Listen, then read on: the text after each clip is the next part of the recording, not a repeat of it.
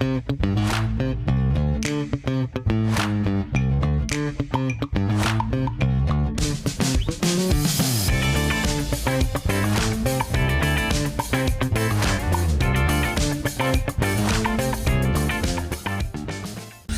koplo, kita ngobrol sampai kelar. Desa Dukuh Penaban, sebuah desa kecil yang memiliki alam yang sangat eksotis. Hari ini kita akan mengulas bagaimana denyut nadi yang ada di desa adat Dukuh Penaban, terutama terkait dengan desa wisata yang ada di sana.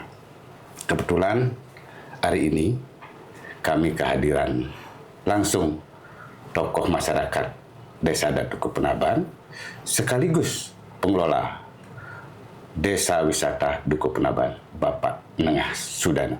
Selamat datang Bapak. Selamat datang, selamat pagi. Gembira sekali saya kehadiran Bapak di sini, Pak. Terima kasih Pak Tut sudah menghadirkan kita juga di sini. Ya, mudah-mudahan dalam obrolan kita di podcast Koplar nanti dalam satu jam ke depan bisa menjadi tempat edukasi sekaligus memberikan kabar kepada masyarakat Karangasem bahwa Desa Dukuh Penaban bukan semata-mata desa terpencil, tapi memiliki nilai eksotis yang sangat tinggi.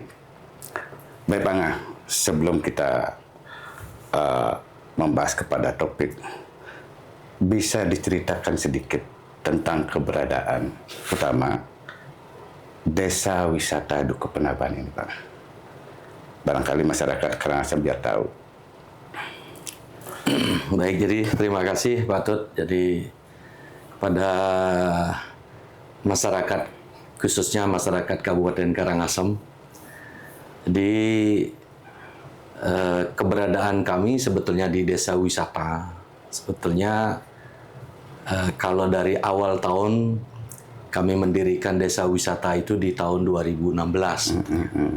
2016 itu kebetulan saat itu pemerintah kabupaten itu sedang gencar-gencarnya mengajak masyarakat atau masyarakat adat itu bagaimana desa adatnya itu itu bisa menjadi desa wisata, karena kebetulan dari Kementerian Pariwisata memang mengajak dan menghimbau kepada pemerintah kabupaten itu untuk bisa lebih banyak ada desa wisata, karena kebetulan waktu itu desa wisata yang muncul 2016 itu adalah desa wisata Jastri, dan bahkan desa wisata Jastri itu sudah menjadi nominasi nasional waktu itu gitu. Nah, sehingga kami ketika kami dilibatkan menjadi prejuru adat bersama kami punya jero berdesa, berpikir juga, nah kalau kita menjadi prejuru adat tidak bisa mengangkat potensi yang ada di desa, ya saya kira siapapun menjadi prejuru adat kan itu ini bisa saja, tetapi apa yang kita bisa perbuat kaitannya dengan ketika kita ditunjuk menjadi prejuru. Sehingga di situ muncul ide bahwa kita dengan masyarakat Desa Adat Dukuh Penaban berkomitmen untuk mendirikan desa wisata gitu. Nah, jadi ketika itu kami juga berpikir nih, ketika kami berkomitmen untuk menjadi desa wisata, apa yang kita potensi yang kita angkatkan itu, yang kita bisa jual ketika kita disebut menjadi desa wisata. Tapi dari segi geografis masuk nggak itu dalam desa wisata? Sebetulnya setiap desa itu punya potensi dimanapun gitu, dimanapun itu. Nah, kami dengan adanya geografis yang seperti itu, ya kita mencobalah, kita mencoba untuk menjadi desa wisata. Tapi waktu itu memang kita berpikir biar kita punya ikon yang unik gitu. Jadi yang unik itu seperti apa sih kan gitu nih. Nah, sehingga dengan diskusi dengan jero bendesa, dengan prejuru, dengan beberapa tokoh, sehingga ada keinginan untuk ikon kita itu adalah lontar gitu. Karena kebetulan setelah kami survei ke masyarakat kami memang ada beberapa masyarakat yang banyak juga punya lontar gitu. Iya. Secara diam-diam mereka banyak punya lontar itu. Ini bagi saya ini langkah berani dari Desa Adat Dukuh Penaban. Di satu sisi ketika dilihat objek wisata memang tidak seperti itu, tapi memberanikan diri membangun desa wisata. Tentu dengan ikon akar budaya yang dimiliki ini. Betul. Seperti apa awal membangunnya ini? Nah, kembali lagi ke 2016. Kita mendeklarasikan waktu itu, pokoknya kita mendeklarasikan dengan masyarakat Dukuh Penaban ini jadi desa wisata. Nah, yang hadir waktu itu, yang mewakili pemerintah itu adalah Pak Sutapo sebagai asisten kalau tidak salah. Sudah begitu dari Kementerian Pariwisata Pak Hilman Farid. Hilman Farid ya. Itu dia datang itu. Nah, setelah diresmikan itu baru kembali berpikir lagi nih, berputar otak nih. Nah, rupanya memang betul ini ternyata setelah survei di masyarakat memang masyarakat kami banyak punya Lontarnya lontar. itu ya. Nah, inilah yang kita angkat. Setelah kami diskusi dengan maestro-maestro lontar, rupanya disambut baik. Nah, waktu itu saya ingat kita diskusi dengan Pak Dewo Gede Catra, kan beliau yang memang betul-betul memahami betul tentang museum. Sudah begitu tentang lontar. Dan itu kami juga sempat koordinasi ke Pak Sumarja Lingge. Nah, kita diskusi Pak Sumarja Lingge inilah yang mempertemukan kami dengan Pak Sugilanus gitu nih. Oh, Jadi ada peran Pak Demer di sini. Ya. kita sampai ke rumahnya Pak Demer di rumah yang baru itu. Kita diskusi. Bahkan Pak Demer sendiri waktu itu berpikirnya kita ini dibilang kayak orang gila nih.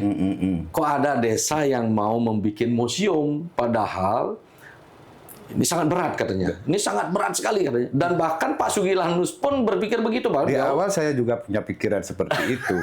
Cikal bakalnya lontar nggak ketemu, tiba-tiba mendirikan museum itu. Itu. Kalau nggak salah itu peresmian di bawah pohon beringin itu ya, dulu. Iya betul, persis di situ kita di pohon beringin kita barangkali teman-teman juga di media banyak yang hadir waktu itu gitu. Itu memang betul Pak Ketua. Jadi langkah berani kita lakukan itu sehingga bisalah sampai dengan sekarang gitu. Ya. Memang Kelatim tidak memiliki objek yang begitu indah. Dukuh Penaban juga memiliki warisan budaya tak benda yang luar biasa. Ada baris canglonglengnya, termasuk pustaka lontar yang ada.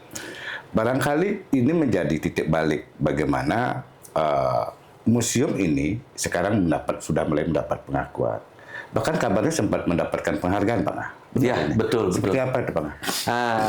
Ini kemarin kalau bicara penghargaan, kami sebetulnya di 2019 Pok Darwis kami itu baru berumur 2 tahun. Berumur 2 tahun. Nah, karena kami di Pok Darwis, kebetulan saya juga ketua Pok Darwisnya, yang memang betul aktif punya keinginan untuk memajukan yang namanya desa wisata. Ketika bicara desa wisata harus ada Pok Darwis. Ya, betul. Nah, kan itu nih. Karena ini sebetulnya yang menjadi penggerak daripada desa wisata. Nah, waktu itu kita aktif sehingga dari provinsi dan kabupaten, pemerintah kabupaten itu menunjuk. Nah, di 2019 ini. 2019. Kalau tidak salah di bulan September. Yang dapat juara 1 nasional itu ya? Iya betul. Jadi Pok Darwis juara 1 Pok Darwis tingkat nasional kategori mandiri. Mandiri ya. Jadi kategori mandiri itu yang kami terima di Jakarta. Nah, padahal waktu itu Pok Darwis kita itu baru menerima SK dari Dinas Pariwisata. Baru kalau tidak salah baru berumur hanya sekitar tidak sampai 1 tahun. Padahal di kriteria penilaian itu minimal berumur 2 tahun. Itu bahkan desa wisata waktu itu kami belum menerima SK desa wisata. Gitu. Bisa saya potong sedikit kategori mandiri. Apakah karena desa wisata yang dibangun oleh desa adat kemandiriannya itu ada dengan melibatkan seluruh elemen masyarakat atau bagaimana? Ya, jadi pertama memang kita melibatkan masyarakat. Jadi semua elemen masyarakat kita libatkan. Karena itu adalah berbasis masyarakat kan itu. Nah, itu juga menjadi penentu penilaian. Bukan hanya Pok Darwis saja. Pok Darwis ini kan hanya penggerak. Jadi yang kita gerakan itu adalah masyarakat semua, baik yang dari unsur pemuda, termasuk dari ibu-ibu yang justru ketika kita libatkan ini mereka bisa merasakan bahwa masyarakat yang kita libatkan ini betul-betul dia memiliki desa wisata kan gitu. Jadi bukan hanya Pokdarwis saja yang punya memiliki. Artinya desa wisata Dukuh Penapan, daerah rakyat, oleh rakyat dan untuk rakyat. Betul. Jadi kan tujuan positifnya ada desa wisata kan sebetulnya untuk mensejahterakan. Walaupun sampai dengan detik ini kan itu kan belum kan. Nah, namanya saja kita baru memulai ya, tentu harapan kita ke depan ya mudah-mudahan bisa betul bisa mensejahterakan masyarakat. Kan itu. Nah, penghargaan ini pada Pokdarwisnya di 2019, bahkan kemarin di tanggal 5 Desember 2025 kita juga menerima penghargaan desa wisata terbaik di tingkat nasional kategori budaya. Dari berapa desa wisata yang ini? Itu kalau tidak salah sekitar 600 desa wisata di seluruh Indonesia. Itu 650-an. Jadi kemarin waktu kita di asesmen kan itu ya. Jadi mungkin menurut tim penilai layak sudah begitu kunjungan. Nah, dari kunjungan itu memang ada 2 tim penilai yang datang, yang ahli di bidang IT dan apalagi saya lupa lagi itu. Nah, beliau ini memang betul-betul ahli dan beliau memang sangat mengagumi dan kita pun sebetulnya tidak menyangka bahwa desa wisata yang dinilai kategori salah satu ya, yang dinilai itu satu adalah desa wisata itu menggunakan listrik terbarukan. Jadi syukur ini dari pemerintah kabupaten melalui Pak Lurah ini ya ada memasang beberapa lampu yang menggunakan tenaga surya gitu. Jadi ini saya juga kaget waktu ternyata penilaiannya ada seperti itu, termasuk juga akses jadi masyarakat yang disabilitas. Nah, seperti itu. Itu ya. Ini penghargaan di akhir tahun ya berarti ya? Di akhir tahun Astungkare nih. Kami desa kecil yang ada sebetulnya ada di wilayah kota ya, di pinggir sedikit, yang penduduknya tidak terlalu banyak sih, sekitar 133 kakak yang ada di desa, dapat memberikan penghargaan lah kepada pemerintah kabupaten. Ini yang kami bangga sekali lah, kami bisa memberikan penghargaan walaupun hanya sebatas baru penghargaan. Tapi di sini kan terlihat bagaimana Prajuru termasuk juga Badan Pengelola Desa Wisata sendiri memberdayakan masyarakat yang ada. Artinya desa wisata ini terbangun dengan kecerdasan Prajuru dan Badan Pengelola memberdayakan masyarakat masing-masing. Ya, betul. Kan itu terlihat. Iya. Jadi ya karena ikonnya museum desa wisata Niki adalah milik masyarakat kan ya. Ya tentu sekecil apapun ya kita harus libatkan gitu. Karena mereka juga biar merasakan betul ternyata di desa wisata seperti ini gitu. Ya, barangkali Pak Ngah bisa di flashback sedikit Pak Ngah bahwa pendirian baik museum dan desa wisata tidak semudah apa yang dibayangkan sekarang. Saya ingat sekali bagaimana getirnya Pak Ngah ketika itu peran pemerintah nggak ada dan sampai diambang seperti sekarang ini. Dulu bagaimana semangat masyarakat, semangat Prajuru mendirikan desa wisata ini. Dan bahkan belum ada campur tangan pemerintah ketika itu. Coba bisa diceritakan sedikit Pak. Memang cukup menguras pikiran dan keringat Pak. Jadi barangkali apapun yang kita awali butuh perjuangan kan itu. Syukur masyarakat ini mau semangat gotong royongnya tinggi, bahkan kita sampai menghadirkan warga-warga kami yang satu paham tentang pariwisata kan itu.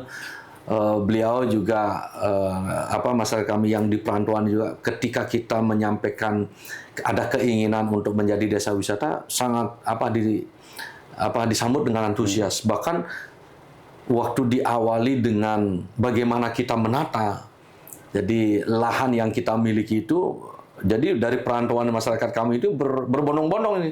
Bahkan 1 minggu dari pagi sampai sore katanya tidak ada istilah waktu istirahat dalam gotong royong itu, membuat penataan-penataan, bahkan material-material yang kita pergunakan itu semua dari masyarakat itu sendiri. Ada yang nyumbang semen, ada yang nyumbang pasir, ada yang nyumbang batu. Pokoknya tidak ada istilah membayar waktu itu. Jadi semangat gotong royong masyarakat yang mulai dari awal membangun desa wisata sampai dengan detik sekarang ini, mudah-mudahan tidak surut. Ya, Apalagi dengan mendapatkan penghargaan ini gitu. Apa sih yang menarik dari desa wisata Dukuh Penaban, sementara lahan yang 1,5 hektar yang dimiliki dengan penuh teras sharing sehingga mendapatkan pengakuan nasional nih Bang? Apakah hanya pustaka lontar atau ada hal yang lain Bang? Pertama karena kita ikonnya museum, ya tentu lontar ini juga menjadi magnet kan itu. Karena ketika kita bicara lontar, kalau kita bedah ini kan banyak sekali sebetulnya ilmu yang didapatkan kan itu ya dari lontar tersebut. Nah di luar itu memang seperti yang Pak Dut sampaikan tadi itu ada beberapa warisan. Jadi salah satunya adalah apa namanya itu tarian-tarian yang kita miliki kan itu, bahkan tarian Canglongleng ini apa namanya sudah kita daftarkan. Mendapatkan warisan budaya tak benda. Iya, jadi warisan tak benda. Terus ada juga yang unik, yaitu apa namanya itu tradisi apa nyaud. Jadi tradisi nyaud itu yang kita persembahkan itu adalah lawar daun jepun.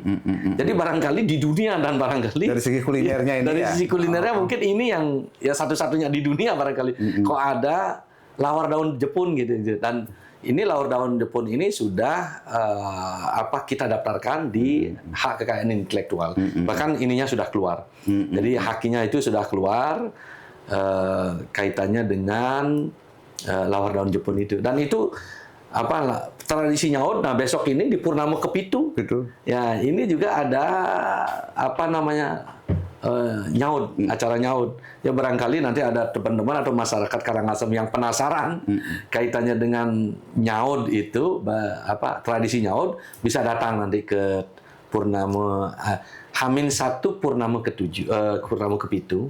Itu kita laksanakan di desa kami, desa wisata. Emang setiap ada kegiatan tradisi nyaud ini dilaksanakan dengan piranti lawar daun jepun itu. Jadi itu setiap Purnama Kepitu, terus Purnama Kapat, ke Dase, termasuk juga pada saat Rainan Kuningan. Jadi apa namanya itu Galungan Kuningan itu tetap ada nyaud itu. Selain ada lawar daun jepun, seingat saya pernah mencicipi, sepertinya ada minuman lokal juga khas dari umbi-umbian. Apa itu? Betul. Itu namanya bawang adas.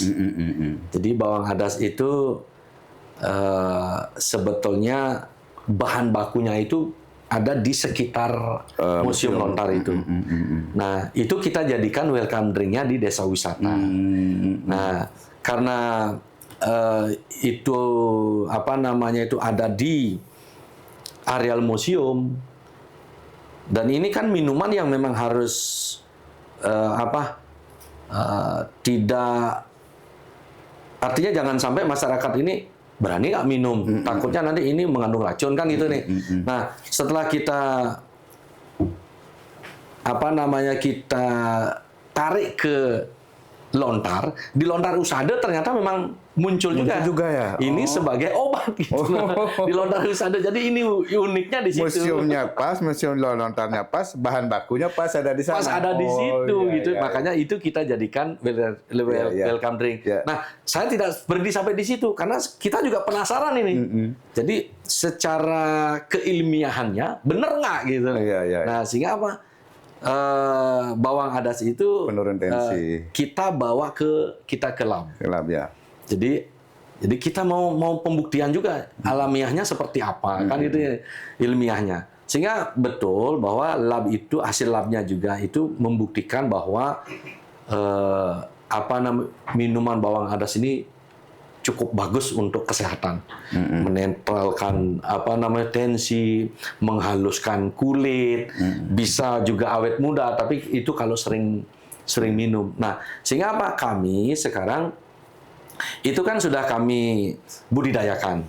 Jadi kami minta kepada ibu-ibu pakis ini yang punya lahan ini dibudidayakan. Nanti dari masyarakat menjual kepada kami di museum. Apakah nanti lewat yayasan yang kita dirikan, kan itu, atau lewat Bupda desa adat yang sudah ada di desa. Nah, ini sehingga kan secara ekonomi kan masyarakat kita juga punya andil kan itu ya. Karena bawang adas itu kalau originalnya itu kalau nanti ada teman-teman atau masyarakat Karangasem yang datang, itu langsung nanti orinya bisa dicoba. Tapi ditanam di luar itu nggak bisa hidup ya? Nah itu saya juga kurang tahu ya, apakah di luar itu ketika ditanam hidup atau tidak, kami juga belum tahu. Nah kalau seandainya tidak, mungkin tanahnya tidak cocok kan gitu ya. Nah kami juga sudah buat dalam bentuk kemasan kering. Jadi yang kering nanti kayak teh hijau itulah jadinya. Jadi tinggal diseduh, diminum. Untuk budanya ini ya? Ya, jadi untuk ini yang bawang adasnya ini. Ya. Dan itu kami sudah sempat ikut lomba.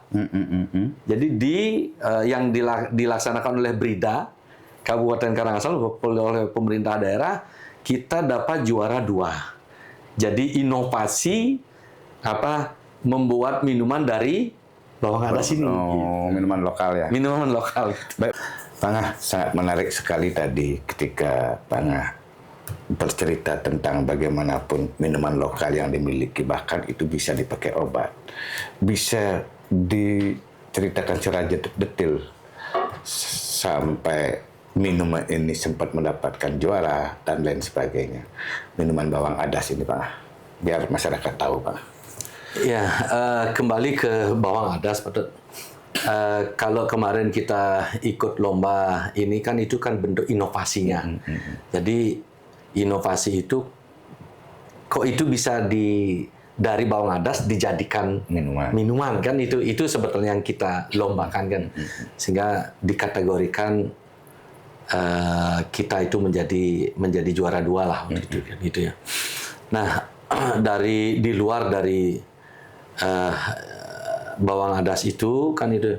Nah ini kita sebetulnya nanti akan memberikan kesempatan kepada masyarakat kita, masyarakat kita untuk mengembangkan, sehingga ini akan kita jadikan produk unggulan juga yang nanti akan dikelola oleh Bupda kan gitu ya. Jadi keterlibatan masyarakat ini betul-betul tersentuh mereka. Jadi mereka nanti menanam, bahkan mereka juga membuat kemasan sampai dengan kering. Setelah nanti sudah ada kemasannya yang sudah kita tetapkan, ya mereka menjual nanti kepada Bupda. Bupda nanti akan bergerak untuk semacam membuat teh bawang adas itulah. Iya, dan bawang adas itu gitu. Sehingga ada dijual dalam bentuk kering nantinya kan gitu ya. Nah, kita sebenarnya sudah pernah berbicara dengan teman-teman yang memiliki tempat-tempat untuk memajang atau mungkin untuk menjualnya sudah ada tempat. Cuman kan kita tidak berani langsung publish ya, karena kita bahan bakunya masih sangat terbatas. Bahan baku pasar. Ketika nanti permintaannya tinggi ya. Wah ini jadi jangan sampai kita yang kelabakan lah kan gitu. Ini harus dari bahan baku siap dulu. Nah, kalau memang nanti sudah memungkinkan, ya kenapa tidak kan kita tinggal ngomong ke teman-teman yang memiliki tempat ya. Kan itu bahkan kami sudah sampai dengan kemarin ada pembicaraan dengan teman kami di Bali Collection lah di Nusa Dua. Kita mau kebetulan di situ ada spa juga ada di situ, ada restorannya juga ada di situ. Kita mau naruh ini. Ya mereka silakan saja, cuman saya belum berani. Nah makanya kami dorong kepada masyarakat kami di Dukuh Penaban ini untuk berlomba-lomba lah menanam bagi yang punya lahan gitu ya. Tidak ada ruginya itu. Kita juga punya data Pangah bahwa Bupda Desa Adat Dukuh Penaban punya prestasi juga. Iya. Seperti apa itu Pangah? Ya kemarin memang Bupda kami itu memang kita diminta untuk ikut lomba. Memang kalau kita cerita Bupda ya, sebetulnya Bupda kami itu, kepala Bupdanya itu mengundurkan diri sih sebetulnya karena mungkin tidak fokus pada di Bupda karena beliau ini masih tinggal di Denpasar kan itu. Sehingga kebijakan dari Jero Bendese kami atau saya sendiri ditunjuk selaku PLT Bupda. Nah, sehingga kamilah yang sebetulnya kemarin itu mengikuti lomba ke provinsi. Sehingga yang Bupda ini yang kami sampaikan sebetulnya yang kita kelola, yang dikelola oleh Bupda ini adalah museum dan pengelolaan sampah. Pengelolaan sampah Ya, jadi ini yang mungkin menurut provinsi ini yang agak unik, mengelola sampah plastik dengan pengelolaan museum, kan itu nih. Sehingga Bupda kami ini dinobatkan sebagai Bupda terunik.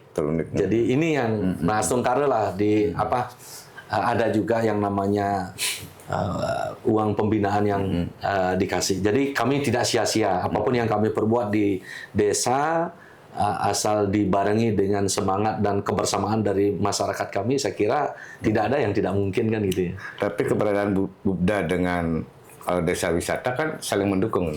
Betul, kita saling mendukung karena nanti Bupda, museum, termasuk juga pengelolaan sampah ini kan nanti akan payungnya itu adalah di yayasan. Ya. Di bawah yayasan. Jadi biar istilahnya satu pintu nanti. Yayasan apa namanya? Yayasan Karya Buana Lestari. Karya Buana Lestari. Iya, gitu. Ini yayasan ini menaungi museumnya. Museum, Bupda, termasuk juga pengelolaan sampah. Apalagi sampah sekarang, Badut kan ini kan menjadi tren sekarang nih. Nah, kami di desa ini memang sudah dari awal ya. Jadi jauh sebelumnya dengan adanya desa wisata ini kan minimal Sabta Pesona ini kan harus jalan bersih kan itu minimal bersihnya. Sehingga apa? Dari bersih ini kami memberikan tugas kepada ibu-ibu pakis nih. Ibu-ibu pakis yang mengelola sampah dari rumah.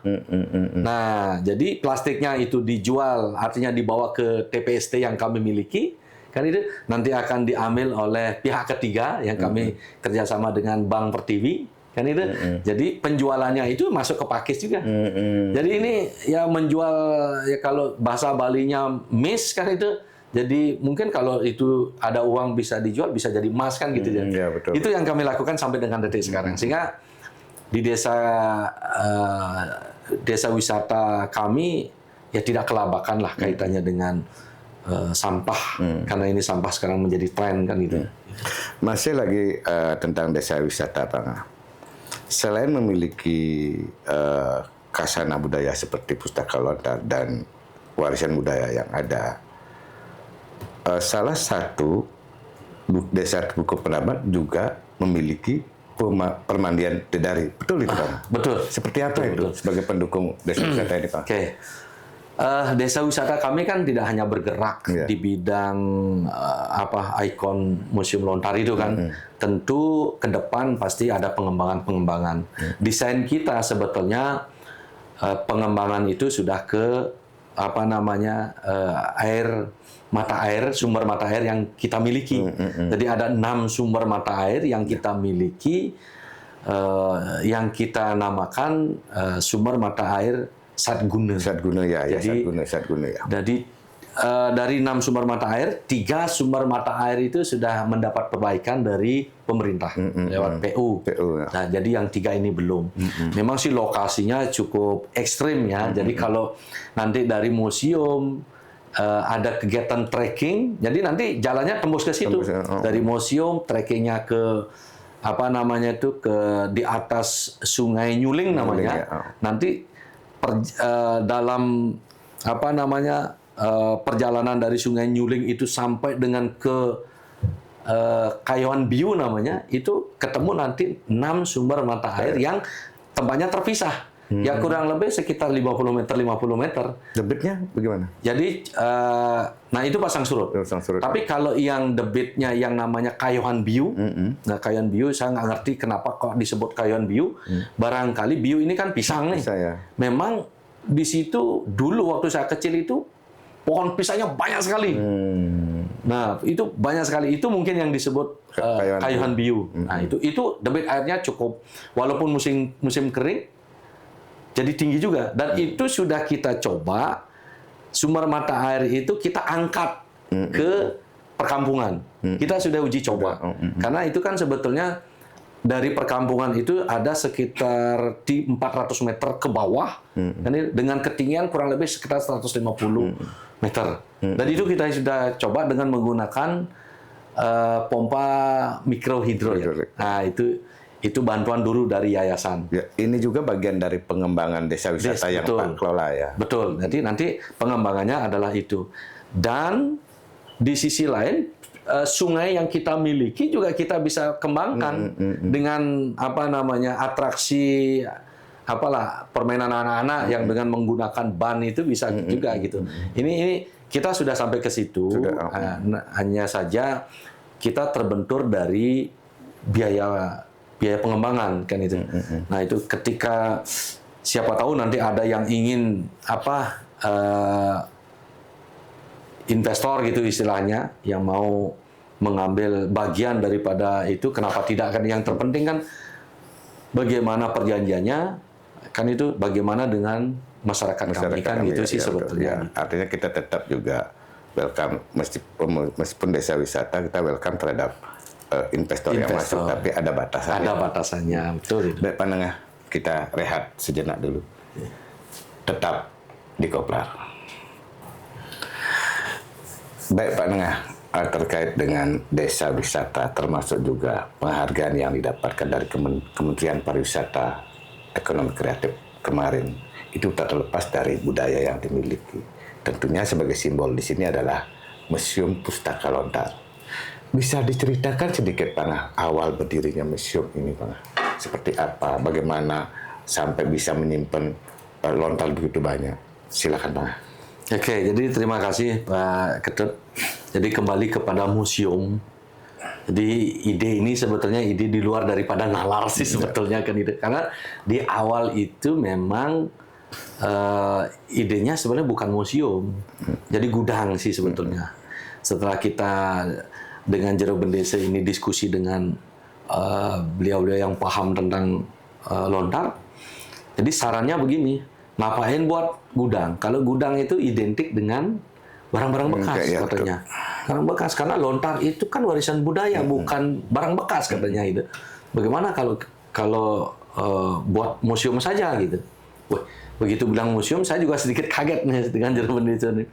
Karena saya berpikir kalau museum itu kan dari sisi bangunannya harus bagus kan, harus megah. Ingat sama Museum Rudane, ingat sama Museum Neka yang ada di Ubud itulah. Yang sudah wah-wah lah kan itu. Waduh, ini bisa terus pengelolanya kayak apa kan gitu ya. Nah, sehingga kami itu dipertemukan dengan Pak Demer, dengan Pak Sugilano. Setelah kita berdiskusi tentang museum itu, beliau ternyata sangat konsen juga mendukung. Dan itu terutama Pak Sugilanus ini. Pak Sugilanus yang awalnya itu pesimistis ini kaitannya dengan Museum Lontar, tetapi begitu kita menyampaikan bahwa kurator kita salah satunya adalah Pak Dewo Gede Catre. Gitu. Begitu bilang namanya Pak Dewo Gede Catre, beliau langsung oke, kalau gitu saya tidak perlu diskusi lagi. Saya siap backup, saya ikut di dalamnya dan saya siap jadi kurator. Begitulah. Gitu. Sehingga Pak Sugilanus inilah yang menghubungkan kita dengan Pak Ketut Artane, yang salah satu juga beliau yang mendesain tata ruangnya yang ada di museum yang sampai dengan sekarang. Nah, sehingga beliau memberikan konsep yang namanya Museum Lontar itu jangan menyamakan bangunannya itu seperti bangunan yang pakai kaca, pakai beton, karena ini kita menyesuaikan dengan alam. Dan bangunannya pun kita menyesuaikan dengan geografisnya. Gitu katanya. Jangan sampai menebang pohon. Kalau ada yang sampai menebang pohon, saya tidak setuju. Nah, itu saya tanya, kenapa Pak Tut? Itu coba Pak Nengah pikir itu. Berapa tahun itu pohon itu biar jadi besar. Sekarang enak-enaknya mau ditebang katanya. Oh, gitu ya. Ya, itu pokoknya tidak boleh membangun itu ada menebang pohon. Justru bangunanlah yang menghindari jangan sampai pohon itu ditebang. Nah, itu. Nah, sehingga Pak Ketut Artane ini ya saya katakan all out ini. Jadi tidak ada, karena beliau sudah mengatakan saya mau ngayah. Jadi, nah kadang kebetulan kami juga sudah menyampaikan di desa kami memang dari sisi anggaran tidak punya. Kami terus terang saja, dan bahkan sampai sekarang pun laporan-laporan perkembangan kami di museum tetap kami laporkan juga sebagai kepada Pak Tut Artanus, Pak Sugilanus. Sebelum melangkah ke sana, Pak, ya. barangkali apa sih yang melatar belakangi pembangunan museum ini? Apa sebatas ingin mengumpulkan lontar-lontar masyarakat seperti digudangkan tadi itu gimana? Atau pelestarian itu? Nah, sebenarnya kan ini beranjak dari keprihatinan. Keprihatinan kami terhadap warisan yang diwariskan kepada kita, ya, lontar ini kan banyak yang rusak. Setelah kita identifikasi pemilik lontar, banyak yang rusak. Ada satu kampil yang beliau miliki ini tidak ditata dengan baik, tidak disimpan dengan baik, sehingga sebagian lontar itu rusak. Dari situ kami berpikir, kalau ini dibeginikan, itu kan ilmu sebetulnya. Berarti ilmu ini kita berapa ilmu yang sudah hilang kan gitu ya. Nah, dari situ sebetulnya karena prihatin, makanya kita membuatlah yang namanya seperti sekarang ini museum lontar ini gitu. Sehingga terbukti pada jadi yang lontar yang dimiliki oleh masyarakat ketika kita minta dan kita simpan di museum, kan itu kita pelihara dengan mengkonservasi, ya, terbukti sekarang beberapa lontar masyarakat itu aman, betul. Bahkan kita tahu isinya apa, berapa lembar kan, karena kita registrasi, betul. Jadi staf-staf kita meregistrasi sehingga tahulah jumlah atau lontar yang ada itu lontar apa saja, dengan umur lontar itu umur berapa gitu. Tahu jadinya gitu. Itu sebetulnya atas dasar keprihatinan terhadap warisan budaya ini sebetulnya. Betul. Tentu juga ini semangat daripada projuru yang ada ya. Betul. Bagaimana melestarikan pustaka yang ada. Betul. Boleh dibilang bahwa ketika kita berbicara tentang dunia, bahwa Belanda itu ada Leidennya, terus di Timur Tengah ada Al-Azharnya, dan di Karangasem sendiri persoalan lontar ada di Dukuh Penaban. Barangkali berapa koleksi lontar yang sudah tersedia di sana, Pak? Kalau koleksinya banyak, sampai 1000-an sih ada. Tapi yang sementara ada di museum itu terbatas. Kenapa terbatas? Karena bangunan museum itu kan belum 100%, Pak. Jadi kalau sekarang itu kan bangunannya sementara. Kalau dari ribuan koleksi yang kita simpan di situ, kalau seandainya karena ini bangunannya belum representatif, betul. ya kita juga khawatir, Pak. Ya, betul. Ya, kan situasi musim kering, apalagi bangunannya pakai alang-alang. Ya. Tentu kita ke depan kita juga sudah punya rancangan. Jadi ada 2 buah bangunan yang nanti akan kita pergunakan untuk menyimpan lontar yang asli, kan itu. Ada juga yang sudah digitalisasi. Nah, ini backup nih. Jadi yang kalau nanti ada masyarakat Karangasem atau masyarakat Bali yang mau berkunjung nanti, ya nantinya ingin melihat yang aslinya, ya kayak begini. Yang sudah digitalisasi kayak begini. Lontar yang tertua usianya berapa? Itu hampir 398 kalau tidak salah. Itu yang usia. Ya kurang lebih lontar 400. apa itu? Kalau tidak salah Buana Kose. Buana Kosenya. Iya, itu. Tapi yang terbanyak penghasil banyak di sana. Kalau penghasil kalau banyak sih tidak, tapi ada. Ada ya. Itu yang namanya babat. Yang banyak itu babat sebetulnya. Babat ya. Iya. Itu. Buana Kosenya yang paling gini ya. Ya, jadi yang paling tua, yang Buana Kose itu yang paling tua. Usadanya? Kalau usada ada juga. Itu juga didapatkan dari masyarakat setempat. Masyarakat setempat, betul. Jadi kalau teman-teman sih yang datang itu banyak juga yang lontar usada ada katanya. Ada mau mempelajari, ya silakan gitu ya. Kalau ada yang lontar, ada juga yang banyak yang mencari lontar ya tentang babat atau mungkin dari keturunan yang bersangkutan. Ini salah satu contoh nih. Dulu Pak Kapolres Pak Agung Panji ya. Agung Panji ya. Pak Agung Panji itu beliau yang dari Singaraja. Beliau juga sempat datang ke museum berkali-kali untuk mencari babatnya, artinya dari keturunan Ki Panji Sakti itu kan salah. Itu beliau datang juga ke situ. Nah itulah salah satu tempat kami ya ketika ingin mencari katakanlah sejarah daripada yang bersangkutan, bisa saja datang ke museum. Dan bahkan sekarang itu kan banyak anak-anak yang sudah datang, sudah datang karena museum ini bukan hanya sebatas tempat ya jalan-jalan atau selfie, tidak, tapi kan sebagai tempat edukasi juga Pak. Ya. Justru saya lihat belakangan bahwa Museum Pustaka Lontar Dukuh Penaban ini menjadi tempat studi. Nah kalau nggak salah beberapa waktu lalu saya lihat mahasiswa Yogya ya. Betul. Kaitannya dengan apa itu? Terkait apa? Mereka datang itu karena kebetulan mereka itu kan mahasiswa yang mendalami budaya. Kan budaya Jogja kayak apa, terus budaya Bali dengan lontaran ini kayak apa. Mereka datang itu untuk mempelajari. Jadi mempelajari karena memang mereka nih mahasiswa ini memang mendalami tentang budaya itu. Nah ini mungkin mereka penasaran juga kayak kalau di Bali tentang lontarnya itu kayak apa sih kan gitu ya.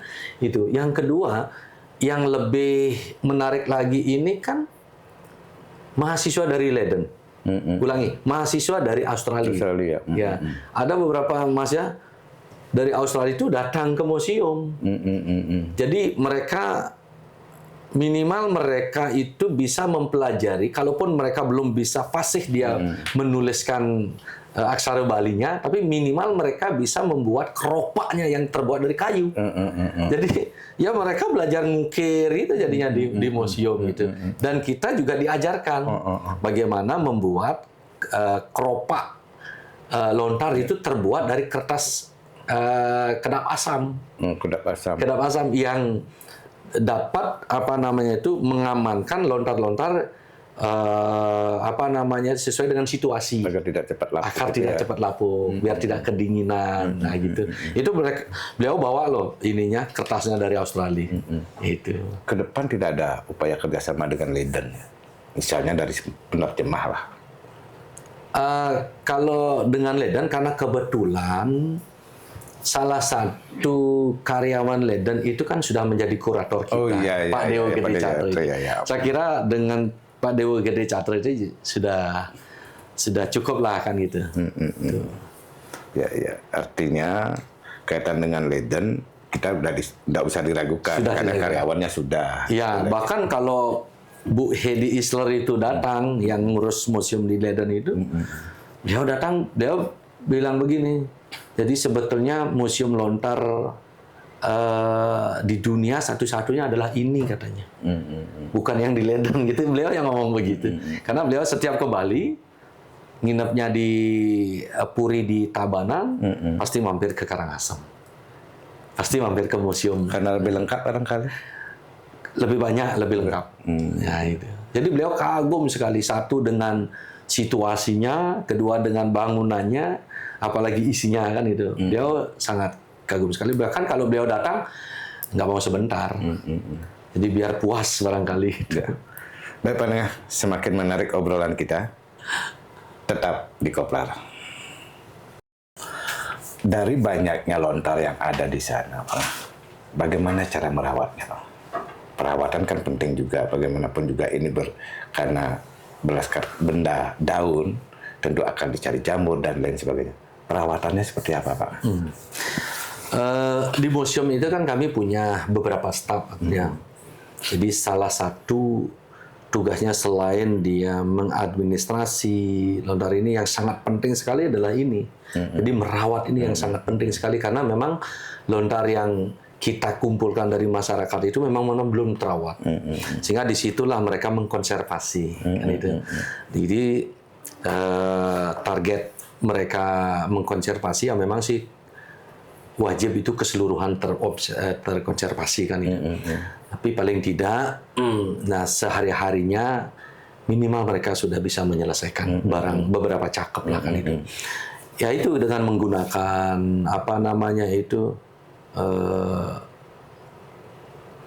air alkohol itu loh, alkohol itu kan, itu dibersihkan dulu. Setelah dibersihkan, kalau seandainya nanti dari ketebalan tulisannya itu kurang jelas, nah itu dipakai kemiri, Kemiri lagi ya. digosok lagi pakai kemiri, Konservasi lagi ya. ya dikonservasi sampai dengan jelas kan itu. Nah setelah itu baru kembali lagi dibersihkan, dibersihkan bekas-bekas dari kemiri itu kan dia hitam itu dibersihkan. Nah itu baru nanti dikeringkan betul itu. Nah, kalau seandainya itu belum kering, itu belum nanti apa namanya itu belum dicakap ya. Jangan sampai nanti itu yang membuat jadi rusak juga itu. Jadi intinya biar kering dulu karena bekas itu sempat kena apa alkohol kan. Nah, setelah kering itu baru bisa kalau enggak ya pokoknya gimana caranya kan harus dikeringkan dulu gitu.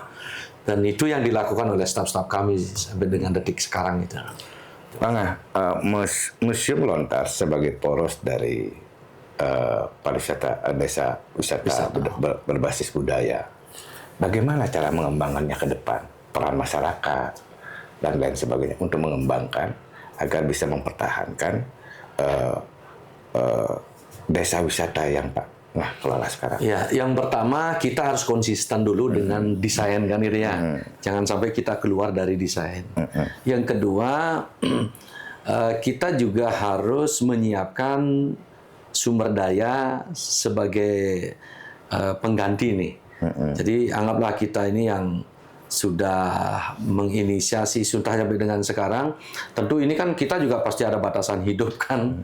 Nah ini generasi-generasi ini juga kita akan siapkan. Ya, betul, ya. Kita siapkan generasi untuk bisa melanjutkan. Jangan sampai nanti ganti pemimpin ini malah tidak jalan. Biar tidak seperti itu. Bagaimana kita susahnya sampai dengan detik sekarang kan gitu ya. Nah itu yang kita siapkan. Yang jelas sumber daya kita harus siapkan. Yang kedua itu adalah kita jangan keluar dari desain yang sudah kita buat, ya kan? Ya tentu mudah-mudahan dari pihak-pihak yang apa namanya itu, terutama yang ingin mengembangkan pariwisata melalui desa wisatanya ada yang tertarik, lah. Jadi untuk mengembangkan desa wisata. Penting juga ya sumber daya ya. Itu sangat penting sekali karena kami sadari bahwa di Dukuh Penaban ini memang sangat-sangat keterbatasan dari sumber daya manusianya gitu. Selain bertumbuh pada museum sendiri dalam sebagai magnet dari desa wisata yang ada di sana, barangkali ke depan mungkin ada acara-acara yang dilakukan sebagai penopang desa wisata berbasis budaya ini, Pak. Ya. Museum ini kan ketika ada kegiatan itu namanya museum hidup kan itu. Kami juga di desa wisata dengan ikonnya museum ini tidak mau dikatakan ini kok museumnya mati kan itu. Ya terbukti ya, beberapa pihak ya pihak-pihak ketiga ini selalu mengadakan kegiatan di museum kan itu. Yang kedua kami pun atas usaha dari yayasan yang kami bentuk ini kemarin ini kan sudah kita mendapatkan bantuan dari Kementerian Keuangan melalui LPDP. Jadi berupa kegiatan, Pak Dut. Jadi 1 tahun kemarin ini yang diawali pada saat bulan Februari pada saat apa namanya? Hari Raya Saraswati. Ya, apa nama kegiatan? Nah, lupa itu saya. kan Festival Odalan Saraswati. Nah, nama-nama kegiatannya yang kemarin tuh? Itu dah Festival Pustaka. Odalan Kasana Lontar. Kasana Lontar ya, Kasana Lontar ya. Itu bantuannya dari kementerian itu lewat LPDP dan itu berakhir Desember ini. Desember ini ya. Nah, ya. Jadi itu dari bulan berapa? Itu dari kalau dimulai administrasinya Januari ya. tapi pelaksanaannya Februari. 1 tahun. 1 tahun ya. Ya, jadi 1 tahun ini full. Makanya ada banyak kan ada workshopnya, ada bedah lontarnya, dan itu melibatkan seluruh Bali. Walaupun secara keseluruhan Bali itu belum tersentuh, tapi beberapa kabupaten seperti Kelungkung, Bangli, Denpasar kita kerjasama dengan Universitas UMI yang di Denpasar itu Unhi apa Umi? Bukan Umi. Umi. Nah, itu juga kita laksanakan. Dan itu sampai dengan detik sekarang ya kita bisa selesaikan lah dalam jangka 1 tahun. Kenapa kemarin ada wayang joblar juga ya kaitannya dengan festival itu juga ya. gitu. Nah itu yang jadi ke depan ya kita tetap kalau bisa kita akan tetap melaksanakan itu gitu. Jadi ini museumnya jadi bergerak lah. Jadi bergerak, museum hidup kan itu ya. Tidak seperti ya katakanlah museum-museum yang lain kan itu. Tapi kan sering juga dipakai kegiatan-kegiatan oleh masyarakat luar di sana ya untuk menghidupkan museum itu sendiri. Iya, sangat sering sekali. Bahkan kalau kita saya cek itu mungkin Sabtu dan Minggu kita sampai kewalahan tempat. Jadi kita ada 2 tempat kalau dengan open stage-nya, karena open stage ini jarang sebetulnya dipakai. Ya, jarang karena terkadang situasi panas kan tidak menentu, kadang hujan. Tapi 2 tempat wantilan yang kita punya, wantilan yang di atas dengan yang di bawah Balai Panjang itu kadang-kadang itu juga terpakai kan, sehingga ya kita giliran lah dengan apakah nanti bisa dibagi 2 pagi dengan sore, ya kita atur sedemikian rupa gitu. Tapi ada yang menarik Bang, bahwa setiap pengunjung yang di sana semacam tradisi ya. Pengunjung datang ke museum, mereka harus menuliskan namanya sesuai sastra Bali. Iya. Maksudnya apa sih itu Pak? Apa memperkenalkan sastra Bali atau apa? Ya, ini sebenarnya banyak manfaatnya Pak. Satu, ketika mereka datang kan itu mereka tidak hanya melihat saja, tapi ketika sangat merasakan bagaimana uniknya mereka menulis gitu. Jadi satu menulisnya mereka akan unik, dan ini kan tantangan bagi mereka. Jadi karena tidak menulis seperti bahasa Latin gitu kan, itu tantangan. Yang kedua, kenapa mereka menuliskan namanya kan itu? Jadi minimal nama mereka sudah dimuseumkan lah. Ya, betul. Jadi kan berarti namanya Pak Ketut itu sudah dimuseumkan. Ketika nanti Patut 100 tahun, 200 tahun lagi, ketika Patut punya keturunan, ya siapa tahu datang ke situ, loh kok keturunan saya ada di sini, atau mungkin ayah saya ada di sini, kakek saya ada di sini. Cacah jiwa ya. Iya, jadi minimal sudah terekod lah di situ di museum ya, itu. ya, Gitu. Itu sih sebetulnya manfaatnya, sehingga apa tercatat di museum gitu. Apa tantangan untuk menulis kan, apalagi kalau membaca ya memang sih butuh waktu kalau tapi kalau menulis saya kira hari itu pun bisa, tapi kalau membaca kalau memang tidak fasih dengan melihat bahasa itu agak susah juga dia. Mungkin ini sebagai pertanyaan saya penutup Bang. Ketika kita menghadapi modernisasi, terutama apalagi dengan kaitan dengan pariwisata berbasis budaya, apa yang langkah yang akan dilakukan oleh baik desa adat termasuk badan pengelola agar benteng terhadap budaya ini masih tetap ajak Pak? Ya, pertama ini budaya kita harus dipertahankan, ya. Tetapi kita juga tidak lepas dari kekinian kan itu. Makanya tadi saya sudah sampaikan bahwa di zaman seperti sekarang ini, zaman sudah digitalisasi, kita juga harus siap bersaing dengan digitalisasi. Tapi kita tidak melupakan tradisi yang ada. Karena yang mahal ya, karena saya katakan yang mahal yang ini. Walaupun nanti sudah terdigitalisasi, tapi mereka, ya saya yakin mereka tidak puas. Dia pasti akan datang melihat yang aslinya seperti apa sih, kan itu ya. Nah ini tantangan ke depan kita ya, harus berani bersaing dengan tidak meninggalkan keaslian daripada yang kita miliki. Ya. Baik Pak, tidak terasa obrolan kita sudah masuk pada penghujung. Sahabat Koplar, demikian tadi obrolan kami bersama pengelola Desa Wisata Dukuh Penaban. Obrolan begitu mengalir, kami berharap dari apa yang disampaikan tadi oleh pendengar Sudana bisa menjadi motivasi sehingga desa-desa lain yang ada di Karangasem ikut berinovasi untuk membangun desanya masing-masing. Tetap di Koplar, sampai jumpa.